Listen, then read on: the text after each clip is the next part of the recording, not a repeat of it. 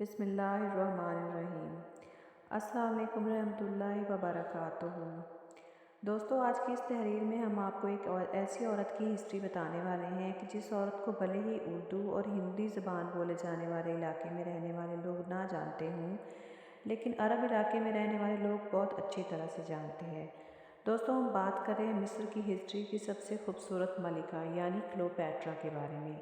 جس نے ایک لمبے وقت تک بڑی شان و شوکت کے ساتھ مصر کی ریاست پر حکومت کی تھی۔ لیکن دوستو، حیرانی کی بات یہ ہے کہ کلیوپیٹرا کے مشہور ہونے کی وجہ اس کی خوبصورتی یا پھر اس کا ایک لمبے وقت تک ایک سلطنت پر راج کرنا نہیں، بلکہ اس کی زندگی کے دوسرے اہم پہلو تھے۔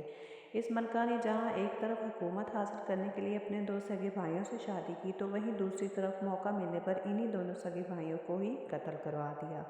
جن سے اس نے شادی کی تھی۔ اتنا ہی نہیں، مصر کے اس حسین ملکہ نے اپنی پوری زندگی میں ایسے کام کیے تھے کہ جن کے بارے میں سن کر آپ اپنے کانوں پر ہاتھ رکھ لیں۔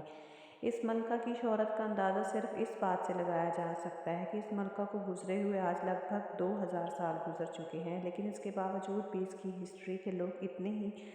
شوق کے ساتھ پڑھتے ہیں کہ جتنے شوق کے ساتھ آج سے ہم کئی سو سال پہلے لوگ پڑھا کرتے تھے۔ ویسے تو مصر کی ملکہ کلیوپیٹرا کے اوپر بہت ساری موویز اور ٹی وی سیریلز بنائے جا چکے ہیں، لیکن 1963 میں بننے والی مووی سب سے زیادہ مشہور 1963 میں کلیوپیٹرا کے اوپر جو مووی بنائی گئی وہ ہسٹری میں اس وقت دنیا کی سب سے مہنگی مووی ثابت ہوئی۔ دوستو، اب اگر بات کی جائے کہ کلیوپیٹرا کی ریئل ہسٹری کے بارے میں، تو آپ کو سب سے پہلے تو یہ بتاتے چلے کہ یہ کہانی آج سے لگ بھگ 2000 سال سے بھی زیادہ پرانی ہے۔ یہ کہانی اس وقت شروع ہوئی جب 323 عیسوی میں، یعنی حضرت عیسیٰ علیہ السلام سے سال پہلے، دنیا کے سب سے بڑے حکمرانوں میں سے ایک حکمران سکندر کی موت ہوئی۔ سکندر کی موت کے بعد کیونکہ اس کا کوئی بھی زندہ وارث موجود نہیں تھا، اس لیے اس کی پوری بڑی سلطنت اس کے سارے گورنرز نے آپس میں ہی بانٹ لی، اور اس طرح سے مصر کا پورا علاقہ سکندر اعظم کے ایک وفادار گورنر جس کا نام پٹولمی تھا اس کے حصے میں آیا، اور بس یہی سے مصر میں ایک نئی حکومت کا آغاز ہوا، ایک ایسی حکومت کی جس نے اگلے 300 سالوں تک مصر پر راج کیا تھا۔ دوستو، ویسے تو مصر کی سلطنت میں شروع میں بہت اچھے اور عقلمند حکمران آئے، لیکن پھر آہستہ آہستہ جیسے جیسے وقت گزرتا گیا، اس سلطنت میں آنے والے حکمران بھی عیاش اور بزدل ہونے لگے، اور اب آہستہ آہستہ مصر کی یہ سلطنت کمزور ہوتی چلی گئی۔ اب وہ وقت آ چکا تھا کہ جب پوری دنیا میں روم کی سلطنت کا بول بالا تھا۔ اس دور میں روم سلطنت دنیا کی ایک طاقتور سلطنت بن کر ابھری تھی، اور وہ بہت تیزی کے ساتھ دنیا کے بہت سارے علاقوں کو اپنی سلطنت کے اندر سمیٹتی جا رہی تھی۔ مصر کی کمزور سلطنت کے بزدل بادشاہوں کو جب یہ محسوس ہونے لگا کہ وہ لوگ بھی اب روم سلطنت سے نہیں بچ پائیں گے، تو ان لوگوں نے روم سے لڑنے کی تیاری کرنے کی بجائے انہیں اپنا خزانہ دینا شروع کر دیا، اور مال و دولت دیکھ کر انہیں اس بات پر راضی کر لیا کہ وہ کبھی بھی ہمارے اوپر حملہ نہ کریں، اور اس طرح سے وہ لوگ اپنی حفاظت کرتے رہے۔ لیکن دوستو، اس طرح سے بھلے ہی مصریوں کی سلطنت کی حفاظت تو ہوتی رہی، لیکن آہستہ آہستہ وہ حد سے زیادہ قرضے میں ڈوب گئے۔ مورخین لکھتے ہیں کہ جس وقت کلیوپیٹرا کا باپ سلطنت کی گدی پر بیٹھا، اس وقت تک مصر کی سلطنت حد سے زیادہ قرضے میں ڈوب چکی تھی۔ کلیوپیٹرا کے فادر کی موت کے بعد اس کی بڑی بیٹی یعنی کلیوپیٹرا اور اس کا چھوٹا بھائی جس کا نام پٹولمی تھا، وہ دونوں مصر سلطنت کے اگلے وارث بنے، یعنی دونوں مل کر مصر سلطنت کے اگلے حکمران بنے۔ اس کے بعد ان دونوں نے آپس میں شادی کر لی۔ حالانکہ دوستو، سگے بہن بھائی کی شادی کے بارے میں سن کر حیران ہونے کی بات نہیں، کیونکہ یہ بھلے ہی آج کے دور میں ایک حیران کر دینے والی بات ہو، لیکن اس دور میں مصر کی تہذیب میں ایک جائز کام سمجھا جاتا تھا، یعنی ایک ایسے صحیح اور اچھا کام سمجھا جاتا تھا، اور اس کام کو اکثر اپنی سلطنت کو بچانے کے لیے کیا جاتا تھا، تاکہ ہماری سلطنت شادی کرنے کی وجہ سے کسی دوسرے انسان کے ہاتھ میں نہ جا سکے۔ دوستو، کلیوپیٹرا اور اس کے چھوٹے سگے بھائی کی یہ شادی شدہ زندگی کچھ دنوں تک تو بہت اچھی چلتی رہی، لیکن پھر آہستہ آہستہ ان دونوں کے بیچ جھگڑا ہونا شروع ہو گیا۔ یہ چھوٹا سا جھگڑا آہستہ آہستہ اتنا خطرناک روپ دھار لیتا چلا گیا کہ ایک وقت ایسا بھی آیا کہ جب کلیوپیٹرا کو جان بچانے کی خاطر راتوں رات مصر چھوڑ کر سیریا کی طرف بھاگنا پڑا۔ اتفاق سے انہی دنوں میں ہی دنیا کی طاقتور سلطنتوں میں سے ایک سلطنت یعنی روم سلطنت کے دو سپہ سالاروں کی آپس میں لڑائی چل رہی تھی، جن میں سے ایک کا نام پومپین تھا اور دوسرے کا نام جولیس سیزر تھا۔ روم سلطنت کی اس جنگ میں پومپین کے بارے کی ہار ہوئی، اور وہ سیزر سے اپنی جان بچانے کی خاطر بھاگتا ہوا مصر پہنچ گیا، اور مصر پہنچ کر مصر کی حکمران یعنی کلیوپیٹرا کے بھائی سے یہ ریکویسٹ کی کہ وہ اس کی جان بچائے، لیکن کلیوپیٹرا کے بھائی نے اس کی جان بچانے کی بجائے اسے قتل کروا دیا، اور وہیں دوسری سلطنت پومپین کا پیچھا کرتے ہوئے جولیس سیزر بھی مصر میں پہنچ گیا۔ مصر پہنچ کر کچھ دن رکنے کے بعد جب جولیس سیزر کو اس بات کی خبر ہوئی کہ اس کا دشمن پومپین تو پہلے ہی مارا جا چکا ہے تو اسے بہت خوشی ہوئی اور اس نے خوشی میں کچھ دن اور مصر میں رکنے کا فیصلہ کیا۔ لیکن دوسری طرف سیریا میں چھپتی چھپاتی پھر رہی کلیوپیٹرا کو جب اس بات کی خبر ہوئی کہ روم سلطنت کا ایک گورنر جس کا نام جولیس سیزر ہے وہ مصر کے محل میں آیا ہوا ہے تو اس نے فوراً اپنا ایک بڑا نیا پلان تیار کیا۔ کلیوپیٹرا چھپتی چھپاتی کسی بھی طرح سے مصر کے محل کے اس کمرے میں پہنچنے میں کامیاب ہو گئی کہ جس کمرے میں روم سلطنت کا طاقتور گورنر یعنی کہ جولیس سیزر ٹھہرا ہوا تھا۔ جیسے ہی کلیوپیٹرا پر جولیس سیزر کی پہلی نظر پڑی تو وہ وہی ہوا جو کلیوپیٹرا چاہتی تھی، یعنی جولیس سیزر پہلی نظر میں کلیوپیٹرا کی خوبصورتی کا دیوانہ ہو گیا اور اس کے لیے کچھ بھی کرنے کے لیے تیار ہو گیا۔ لہٰذا کلیوپیٹرا نے اپنے آپ کو جولیس سیزر کے حوالے کرنے سے پہلے مصر کا تخت حاصل کرنے کی شرط رکھی،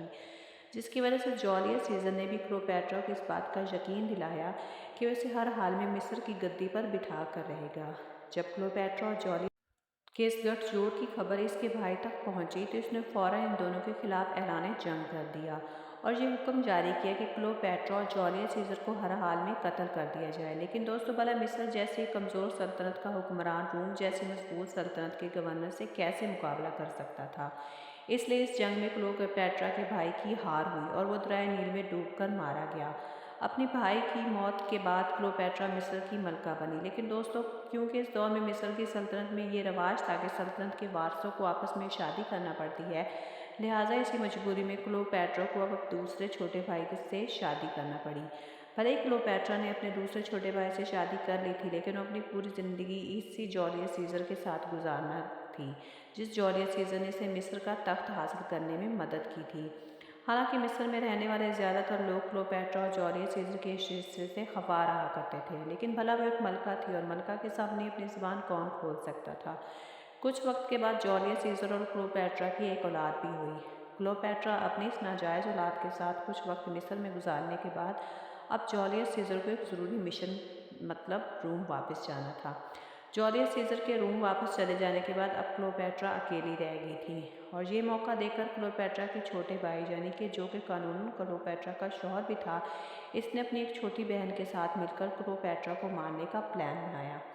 لیکن وہ لوگ کلیوپیٹرا کو قتل کرنے میں کامیاب ہو پاتے اس سے پہلے اس بات کی خبر کلیوپیٹرا تک پہنچ گئی اور اس نے چالاکی کے ساتھ اپنے بھائی اور چھوٹی بہن کے کھانے میں زہر ملوا دیا جو کہ اسے مارنے کا پلان بنا رہے تھے۔ زہریلا کھانا کھانے کی وجہ سے دونوں بہن بھائی کی موت ہو گئی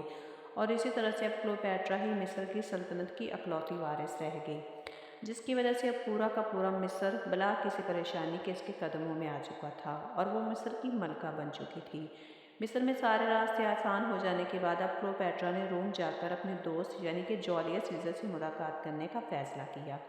جب وہ روم پہنچی تو اس کا استقبال ایک ملکہ کی طرح کیا گیا۔ لیکن دوستوں پریشانی کی بات یہ ہے کہ روم کے زیادہ تر وزیر اور جنرلز کلیوپیٹرا اور جولیس سیزر کے اس رشتے سے خفا رہا کرتے تھے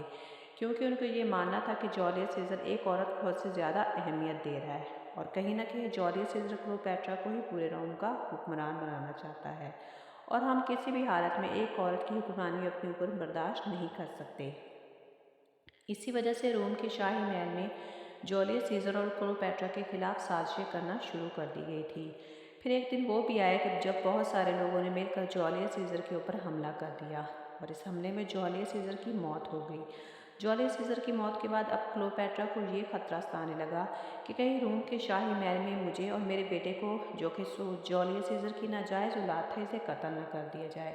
اسی لیے کلیوپیٹرا نے اب ایک نیا منصوبہ بنایا۔ اس نے روم کے ایک طاقتور جرنیل جس کا نام مارک اینٹونی تھا اس سے ملاقات کی۔ جنرل مارک اینٹونی سے ملاقات کرتے وقت کلیوپیٹرا نے وہی کیا جو اس کی ہمیشہ سے عادت تھی، یعنی مارک اینٹونی کو بھی اپنے حسن کا دیوانہ بنا دیا اور مارک اینٹونی کے سامنے یہ شرط رکھی کہ تم کسی بھی طرح سے میرے بیٹے جو کہ جولیس سیزر کا ایک ناجائز بیٹا بھی ہے اسے روم کا اگلا بادشاہ بنواؤ، اور مارک اینٹونی نے کلیوپیٹرا کی دیوانگی میں اس کی یہ شرط فوراً مان لی اور روم کے موجودہ حکمران یعنی کہ جولیس سیزر کا اصلی بیٹا یعنی کہ اصلی وارث بھی تھا اس کے خلاف بغاوت کر دی۔ حالانکہ دوستوں حیرانی کی بات یہ ہے کہ مارک اینٹونی جولیس سیزر کا رشتے میں سگا داماد تھا، یعنی اس کی سگی بیٹی کا شوہر تھا، لیکن اس کے باوجود بھی صرف اس نے کلیوپیٹرا کی دیوانگی کی خاطر اپنے سگے سالے کے خلاف ہی بغاوت کر دی۔